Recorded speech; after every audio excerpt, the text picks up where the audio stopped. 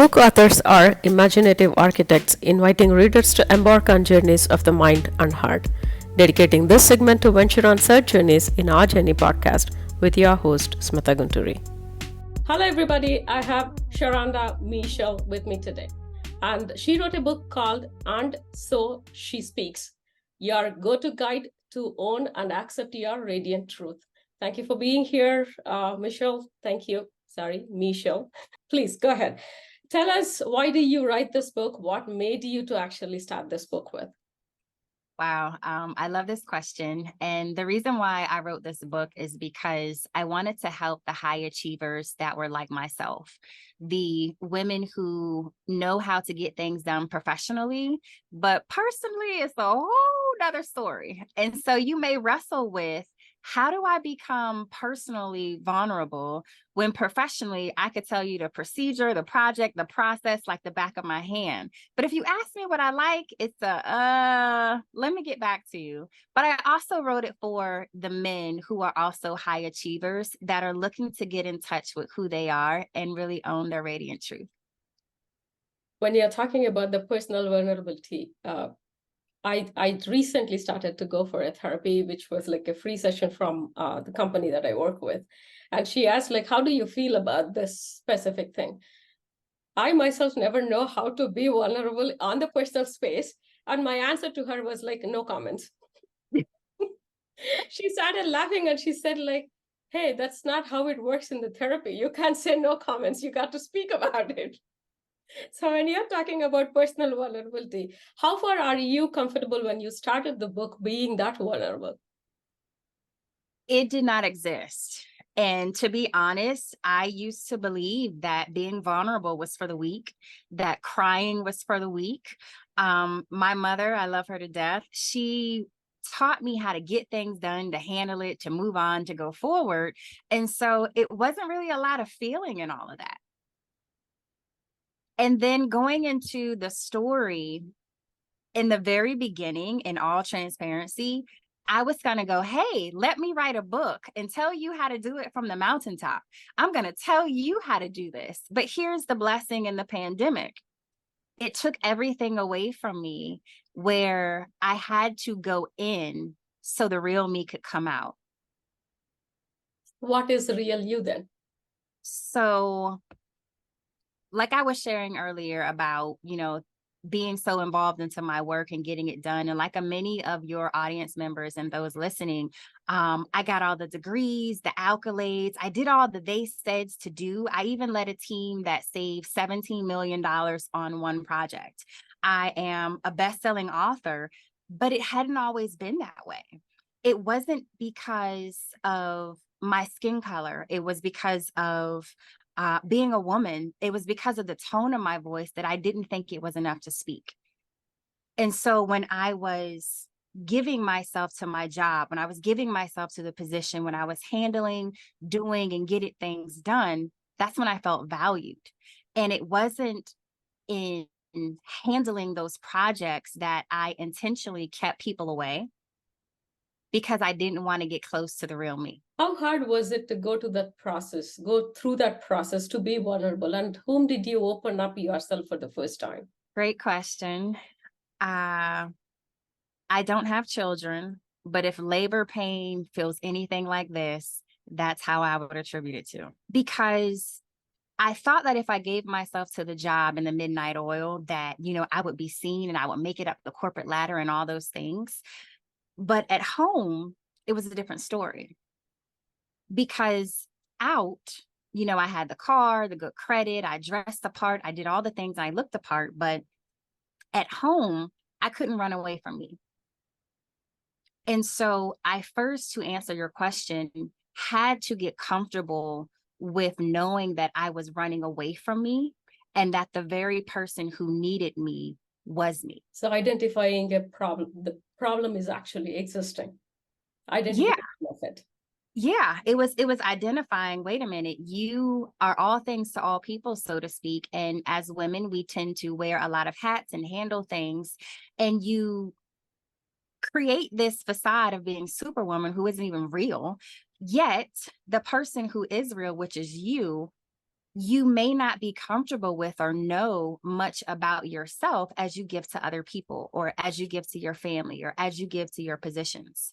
And so the blessing in the pandemic was that it allowed me to go in to face the thoughts that I didn't want to deal with. It allowed me to see that, in all honesty, I was running away from my heart. And when I spoke, it told on me. How I was having conversations with people, you can hear how brash, how aggressive my language was. You could hear just, and I didn't know, unbeknownst to me, how the pain I harbored, the unforgiveness that was in my heart, the things that we stuff and suppress just kind of stayed where it was.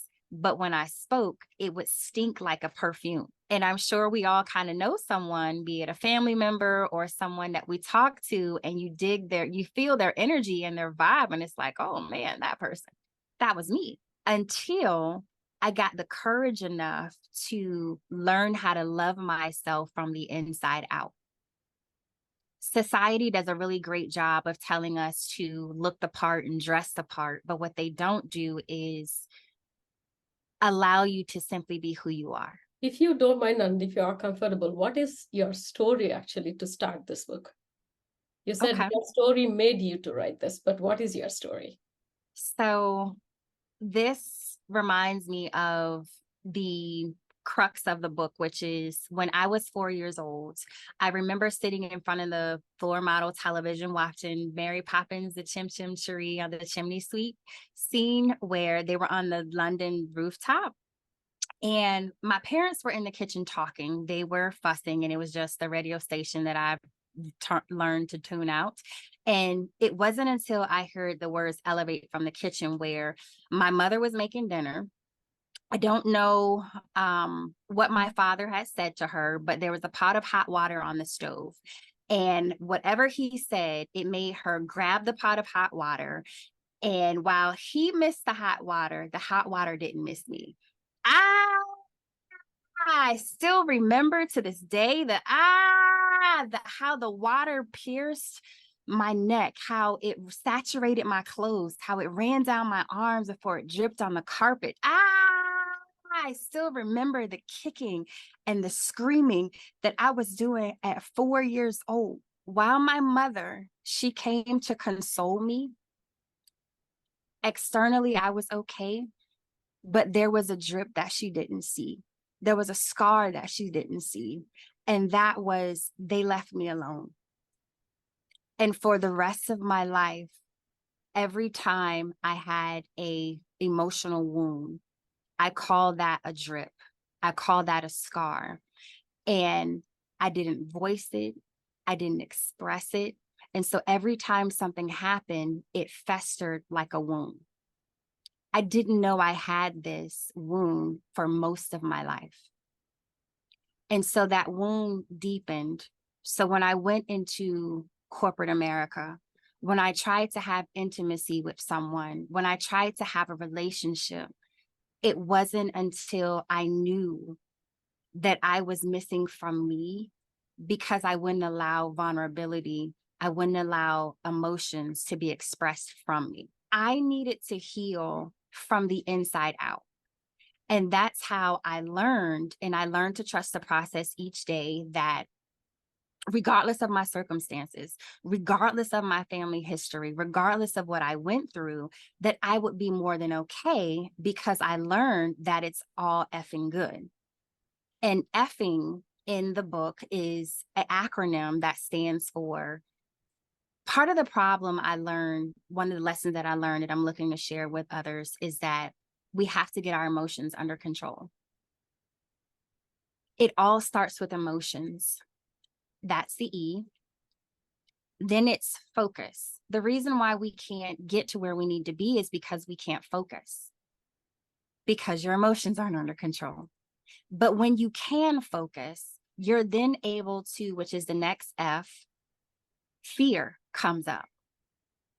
And it's like, oh my God, how do I check my fear? Because if you've ever been in a place where you've had an idea, but you didn't express it, You have a conversation that you want to have with someone, but you don't raise your voice to have the conversation because you feel that resistance, or you may think, I don't know. It's all fear.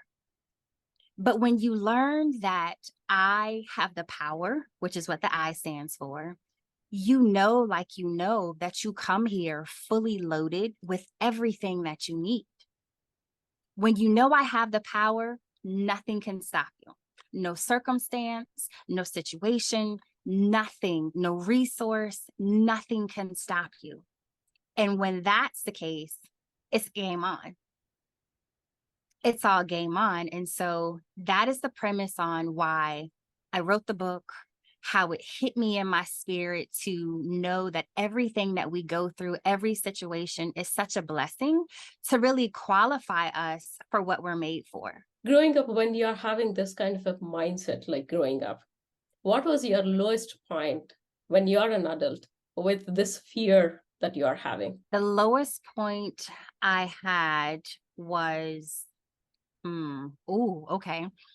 I remember, again, I was doing all that I could to be seen in the corporate America role. And I remember there was a particular project I was leading where I gave 1,000% of my effort. And when it was time to get our evaluations, the raise I saw was 3%. I gave 1,000% of my effort. I remember walking into the conference room with my manager. It was dark and only the sunlight that you can see with the windows open. It was cold. And when I saw the 3% and he expressed, thank you for doing a good job, that I didn't get the promotion that I was actually looking for, I heard everything and nothing at the same time.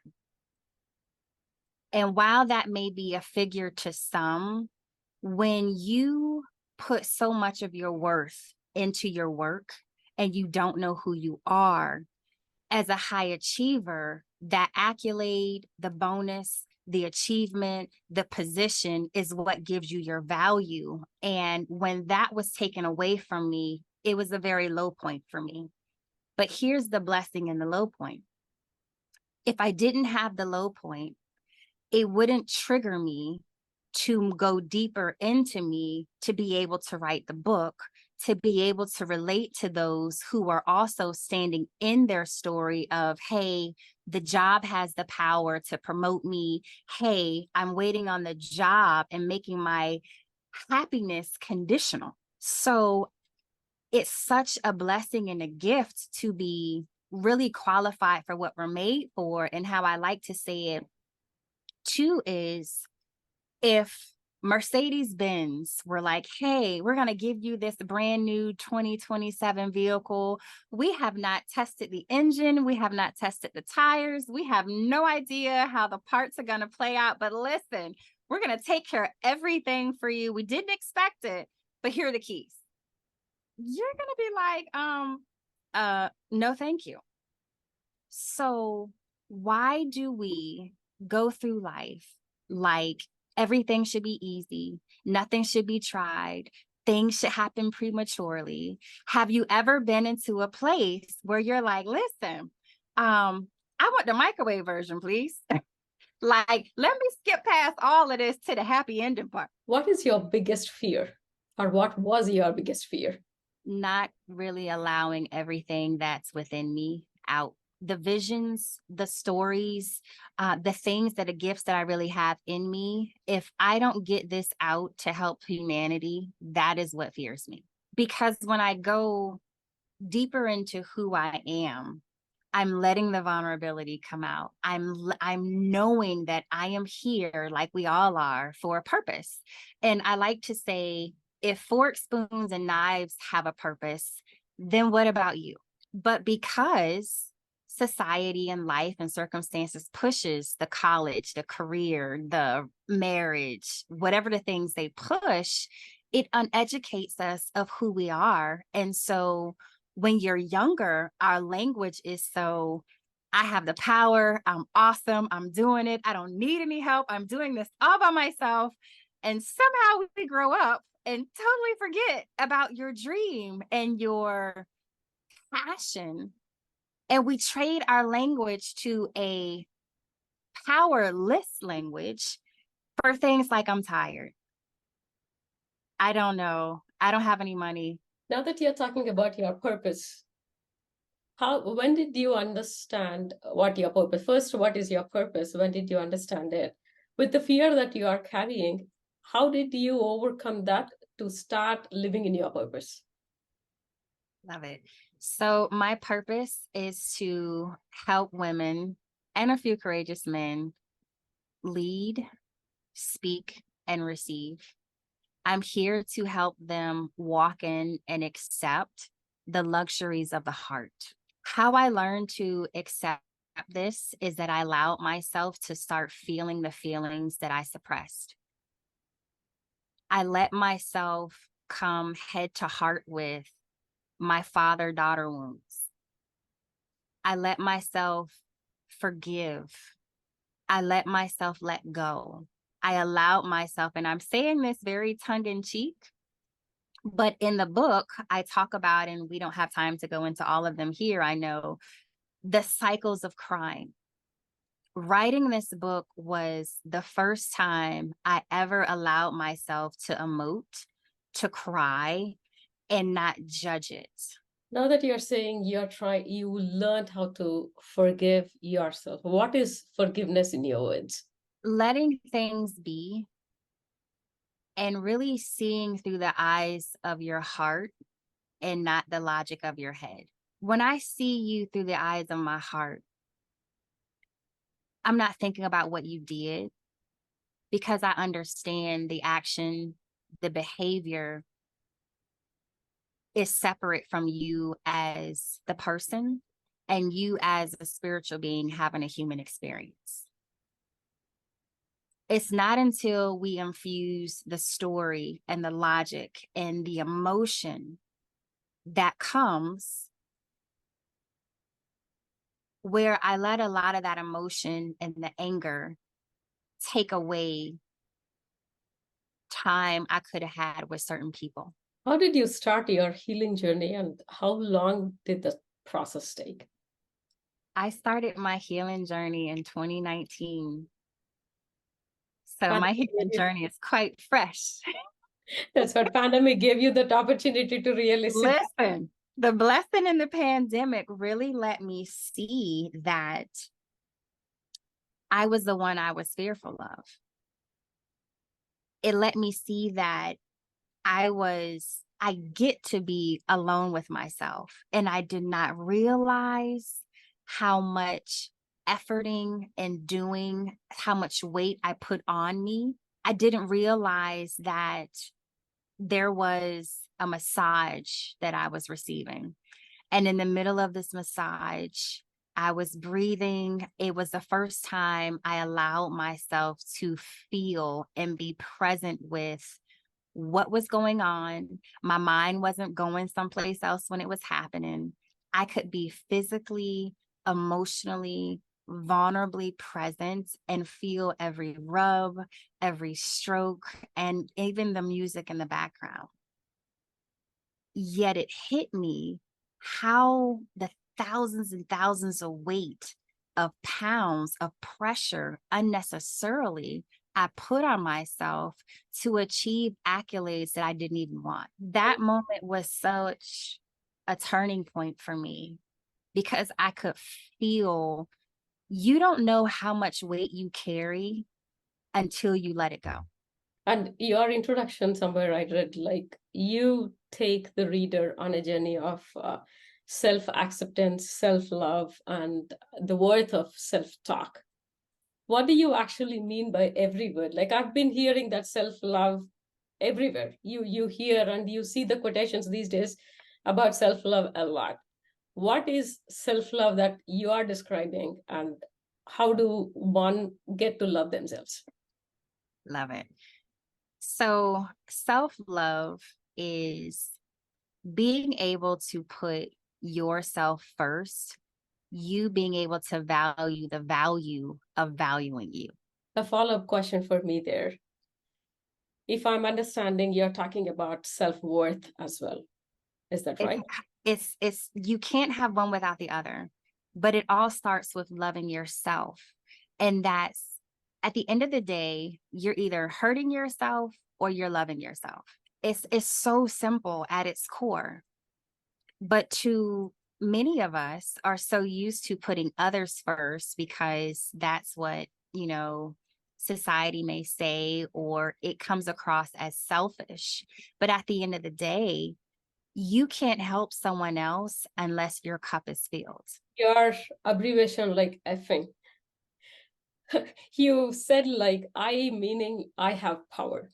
I have Which the I'm power. relating with the way that you're explaining about self-love and knowing your worth. How do one understand what their worth is? Knowing your worth helps, and in my experience, knowing where you come from and what's inside of you. And there's a beautiful example I remember reading in a book of Dr. Monroe. I forget which book it was. If your laptop has to be plugged into electricity, it has to be plugged into a wall in order to power on, then what about you? There is an inner force within us that is the same substance in the universe that powers everything. And when you really sit and trust that that power is in you to create, and we use it every day so naturally that we don't even think about it. If you have thoughts of, I don't know, maybe I'm hungry, or there's a certain dish, or if you think of someone, it's like, hey, let me call this person. Well, when you put that stuff out there, it really comes back to you, and you can see how much of a creator you really are. But what would actually happen if we were more intentional about putting ourselves first, tapping into what is really within, so that you can really bring into your reality what not only you need, but what's also going to serve humanity? What is that one thing, like really, really focused on one thing that I learn when I read your book? It's all effing good. I thought about that. Oh, that is so genius. That is so genius. And you also mentioned your book, it is your story, plus also a transformative journey for others to pick up and understand really what they wanted to transform into, or like, yeah, how they can pull up the steps from the book that you are saying. Everybody's journey is so different. How do you think your points will be common for everybody? And can you give an example picking out from your book? Oh, sure. And this is a beautiful question where I feel that while our stories may be different, the process of healing, the process of growth, it's all the same. And that's why it's so easy to say, as long as you're a spiritual being having a human experience. It's kind of like cars.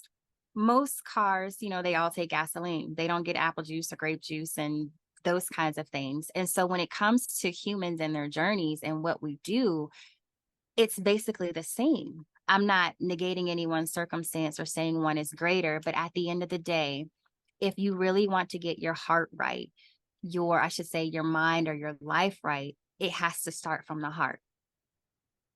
And in the book, I start with emotions, and we start going through, what is that emotional train? What is that roller coaster, or even your family ties that you have really been conditioned to think, but at the age where you are now, have you chose to think again, to really be intentional?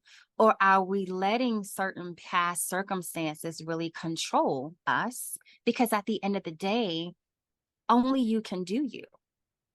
And when you step into that, there's now a view of focus. And when you can really focus and hone in on what matters, you get to see what layers you want to take off, how I can let this go, and really step into what I call the wilderness of feeling, releasing, and letting things go. But that's the beauty of taking the river or the boulders, if you will, in the current. The water has to rock the boulders before it lifts it in order to be free. And so I ask those who read the book and those who are listening to this, what may you be holding on to that's buried so deep that it's time for you to let go? Because that's the process of how you get to know you. And this isn't something that you can really run away from. It's something that has to be done by you. And this is the best part of really knowing that I have the power. It's at this point where you're really seeing what you're really made of. You're really seeing and you're opening up to the love that's inside of you. You're getting tested by your mindset. You're getting tested by your appetites. You're getting tested by your motives. And you can see today by people's appetites, their motives, their desires, those who are truly getting to the heart of it, experience life on a whole new level. You are gonna go through those contractions of crying that start with the clearing and releasing. But when you get to that celebration and crying, that's then where I liken it to when the baby is born and the mother receives that child. You know, you don't even think about everything that it took to get there because you're so wrapped up in that moment. You were talking about letting it go, and everybody's scenarios are definitely different of letting it go, and depends on what the wound is all about. How, being an empowerment coach, how do you tell somebody to let their past go? Because it's not easy to let go. For example, like I'm wounded with a lot of things from my childhood up until now. Like I have a big story. There are a few parts that triggers me even today. Yeah. If somebody is using a choice of words too, it's just not about like a scenario, whole scenario. Even a choice of words trigger us. Mm-hmm. Though I feel like, yes, all those, I'm healed from all those things and I have let go of those things, these triggering things still happen. But how do you actually like completely let go of something that cannot hurt you or trigger you anymore? I love this question, and thank you for sharing this, because I would also throw a question back at you and ask, are you really healed if you're really being triggered? I'll say yes and no for that, because majority of the time, like 99.9% of the time, I don't really care what is like the choice of words or like what are the scenarios that triggers me. Mm-hmm. But if you happen to live with the person that hurted you, if you have to live with the person, you are actually seeing them day to day. Whether they use the words, whether the scenarios come back or anything, it doesn't matter. But you are living with that person. And it always comes back. You cannot come out of that person again. I'm not talking about the spouse that you can just leave, divorce, or go away. Like, let's just say an older parent that you are living with, but your majority of your childhood wound is from the parent. Mm-hmm. And you cannot leave your parent at this moment because they are old and you are living with them day to day. You healed your part, but since you are living with them today, there are triggers for sure. So how much healing that you need to have to not to feel or like to completely go numb from what you're living day to day? So I love this, and I want to point out that there are certain levels to your healing, and that a lot of times that we don't celebrate how much we have actually healed from. And so when you also can take a moment to recognize your growth, but also really get head to heart with, am I wanting to be right, or are you really wanting to reconcile? Because when it's true forgiveness, you are putting that person in a place as if the incident never happened. And so if there is a trigger that's happened, I would venture to say there's still some healing to be done in that area. And some of the ways that I've done and I've expressed with others is, let's really get pen to paper and write out, what are you angry about? How are we letting that emotion really get out? Because again, if you're stuffing and suppressing, it's like a crock pot and it's simmering. So that's how the blessing in the pandemic allowed that emotion to come up. And so it's so key that we have ways that we're allowing our emotion to be released, because it's then easy to be triggered because you haven't dealt with it. You may have dealt with it at the surface level, but the part that may be the ugly cry, the part that may be, I may need to have a conversation, the part that may be what you may be upset about that maybe you had not expressed. Or there could be also a portion of, and again, I'm saying to express this however it's convenient for you. In the book, I talk about having a forgiveness moment. And in that forgiveness moment, it's an exercise where you can write out the things that I've mentioned, as well as setting the mood. You going to get a hotel room, getting time for your space, and really being honest with, why do I really feel the way that I feel about this? And not let your head give you the answer, but let your heart bring the answer to you and not judge it. And not allow yourself to relive the moment, but just get what you need. Because I promise you, when you start feeding and giving yourself what you need, you then can pivot the situation to write about or even visualize that person saying what you want them to say to you. Have you allowed that part to land in the underbelly to have things to change, so that you not only seeing through your eyes, but you're seeing through your heart? It's a deeper work. And as the transformational love leader, it really lets me see that at the end of the day, you recognize what's a heart problem and not a head problem. But if we live so much of our lives as neck uppers, and your head is always making the decisions, we're getting all this head knowledge and education, but we're not allowing our heart to lead. And Dr. Monroe has a quote that says, Dr. Miles Monroe has a quote that says, sight is a function of the eyes, but vision is the function of the heart. And when it comes to unforgiveness, and some may cringe when I say this, but it's such an opportunity to see what needs to be corrected in you that you would have never had the person never had the offense that occurred. But you can only heal to the extent that you want to feel it. And that's where being in community and having someone such as myself or someone else you connect with to help you through this. And I really feel that wilderness is where, as a transformational love leader, I'm not pulling you out, but I'm here to help you push. And I have read in your introduction, like, there is a deep sense of appreciation. How do you practice your gratitude? Oh man, I have gratitude. I'm a sticky person. I have gratitude stickies. I have gratitudes on my mirror. There are times where I go put my feet in the grass and I just pause so that I'm really poised to pounce to celebrate what I'm grateful for. There's music that I like for gratitude. There's all kinds of self-care me days that just let me sit in the gratefulness.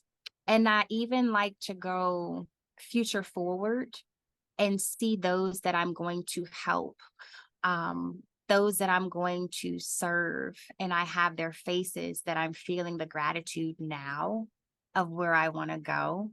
So I can stay in that heart space and let the Niagara from my eyes just fall and flow as I'm practicing gratitude. What is fulfillment for you? Love. What is love? Love. Love is the fulfillment for me. It's putting myself first and knowing that I'm walking in my vision and that I'm connected to the source within. And in that space, that trifecta, you can't go wrong. You're really going by what you see in your heart versus what you see in your eyes. Because from that place, when I'm really loving and I'm loved, no different than plants that need soil in the right environment, I'm giving myself the right environment. That way I'm making the best decisions. I'm surrounding myself with the best people. I'm enjoying the best of the best. And who doesn't want that? That to me is that total fulfillment, but it all comes with valuing you, the power of your voice, and really letting your heart speak so that you're operating at such a level of royalty and authority. It's I love it. It's just love. It's just love. How do you define success? Being all you are created to be. How about freedom? Freedom to me is feeling what you want to feel and creating that what is really in your vision. That's freedom to me. You might have heard from friends when you wanted to start this journey, like so many advices, correct? People will jump into suggesting you do this, do that, giving you an advice like, yeah, go this way, go that way. What is the best advice that you have got and the worst advice that you have got? So the funny thing about this journey is I didn't really tell anybody. It was very interesting when I started this path in 2019, and it was actually when I was writing the book in 2021 when it was finished. I left my job of nearly 25 years in corporate America, and the only person I told was my mom. And I had a coach at the time in that cohort. They're the only ones that I told. And there it was so much support and encouragement. And it was so much love that I trusted the space to really do it. And like, they're like, Sharonda, you have your vision. You know what it is that you want to do. Like, the sky is the limit. Just do it, was the best advice that I can say that I have. And I will say on top of that, I did tell my mom. And when my mom believed in me and what my vision was, that just brought tears to my eyes, because she would tell me, like, she would be one to not hold her tongue about if this was not something I needed to be doing, as only family can do. And the worst advice, I can't say that I've had the worst advice. I can say that when it's vision and it's authentic, other people see your vision, they see what it is, and it just blew my mind, the level of support and encouragement, that if I could say the bad advice may have come from me because I had to grow to where I could believe it and see it, because it terrified me. Hence, it was great for me to write the book. So every lesson and what I went through, I wanted to create a program in a book. So it's not that you're reading and you're getting information, but this is a step-by-step journey so that we are together partnering through the exercises, the questions, so that you are very strategic and forward-facing so that you have your next steps for your life. On the same lines, people will always say, like, I wish I would have known this earlier. Mm-hmm. So what is that one thing that you felt that you would have known this earlier? I wish I would have known the gift of feeling, like feeling your emotions and just really feeling your intuition about your inner advisor and what comes out for you. I would hear a lot of talk, especially when I was in religious circles and things of that nature, but I didn't really understand it. And so I heard a lot of parroting of certain words and proverbs and things of that nature. I wish I would have known that feeling was okay and that it is okay to cry. Like, it is so okay to cry. I now have cry parties.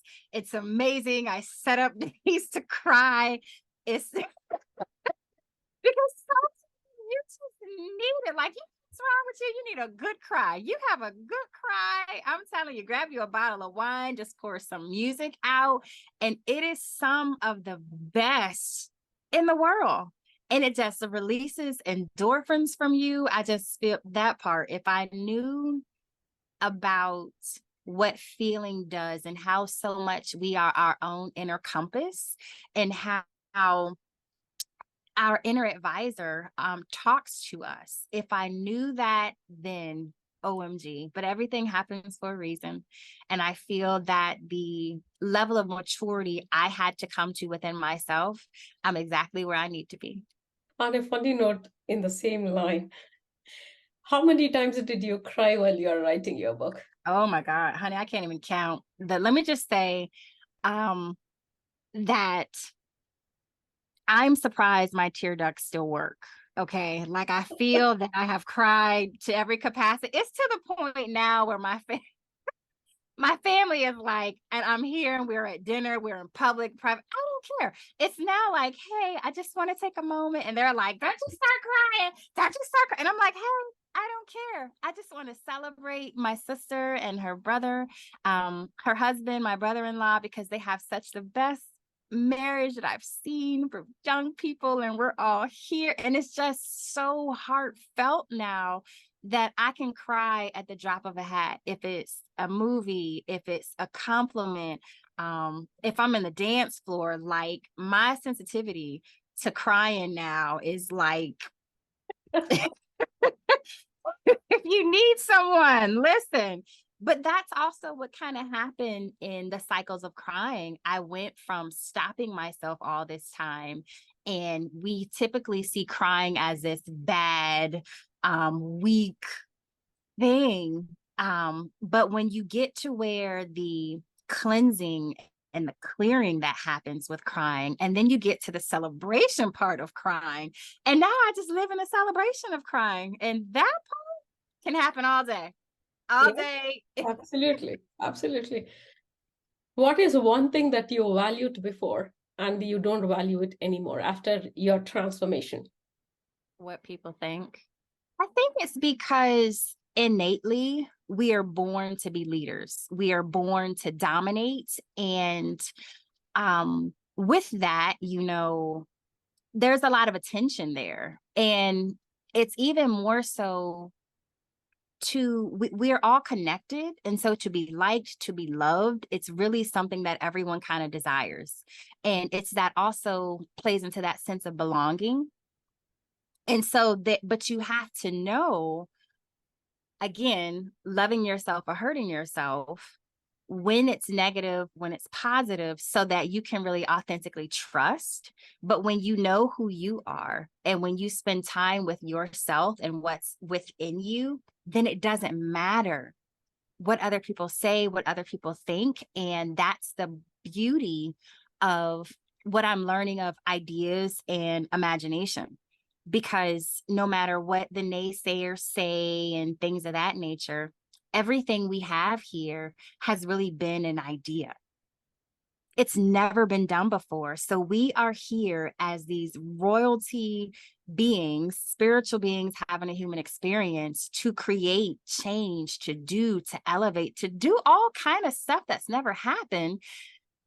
Yet we all like that you know what, someone to say we're doing a good job. You know what, I recognize what you're doing. I know that it's because we're connected, because we're all here through relationship.